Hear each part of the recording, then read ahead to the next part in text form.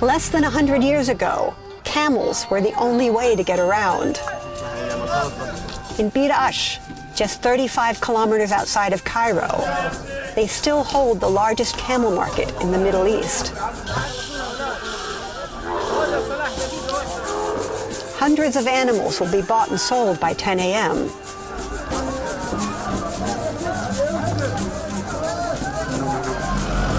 They want to finish before the heat sets in.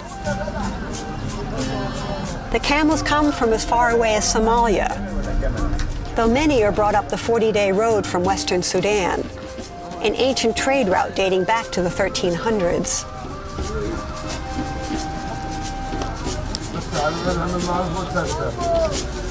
If they don't get sold in Upper Egypt, then they get loaded into trucks for the 24-hour drive to Cairo.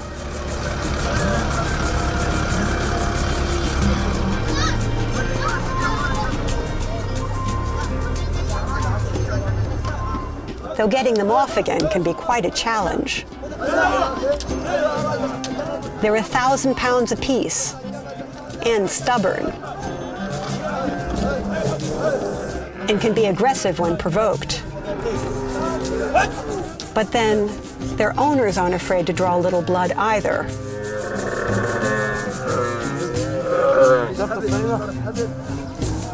This is no place for the faint of heart.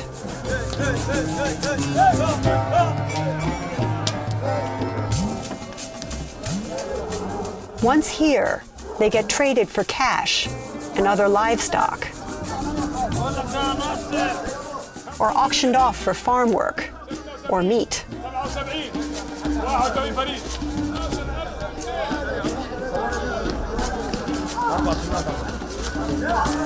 The men force them to move around to prove they're not lame.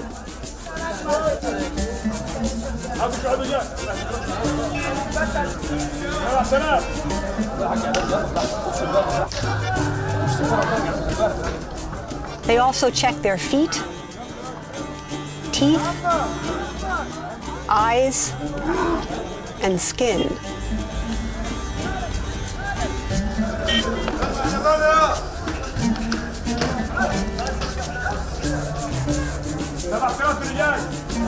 A large and healthy working animal can go for upwards of $500 US.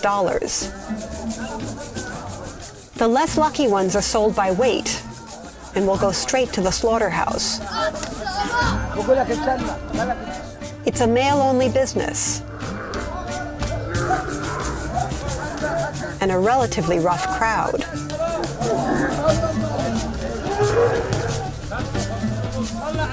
These men live for camels, even though other kinds of livestock have a higher profit margin. Like the pyramids, camels are a point of pride, a part of their collective heritage.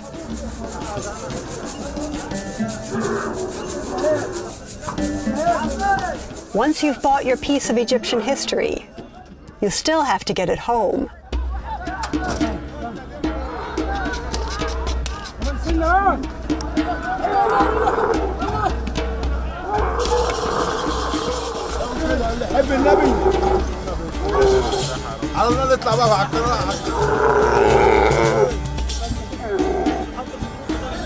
Business is done on a handshake, and sales recorded on slips of paper,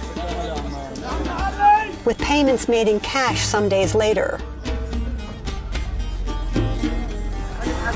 Once the work is done and the day turns white hot, it's time to pull off their shoes, sit in the shade, and smoke a shisha pipe or two.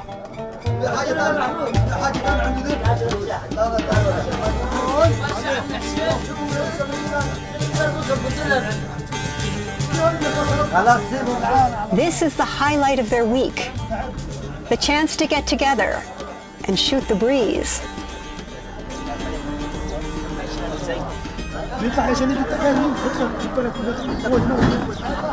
Before the afternoon call to prayer.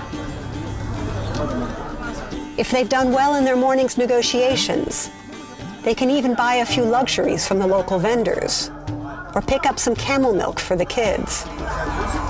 Supposedly good for strength and virility, and the immune system.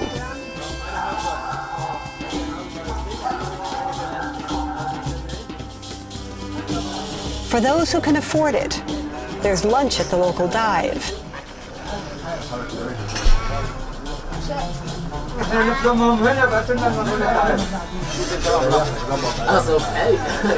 The menu includes boiled eggs and bean soup, fries, hummus, deep-fried falafel, and lots of flies. And then it's time to head out to the all-important Friday sermon.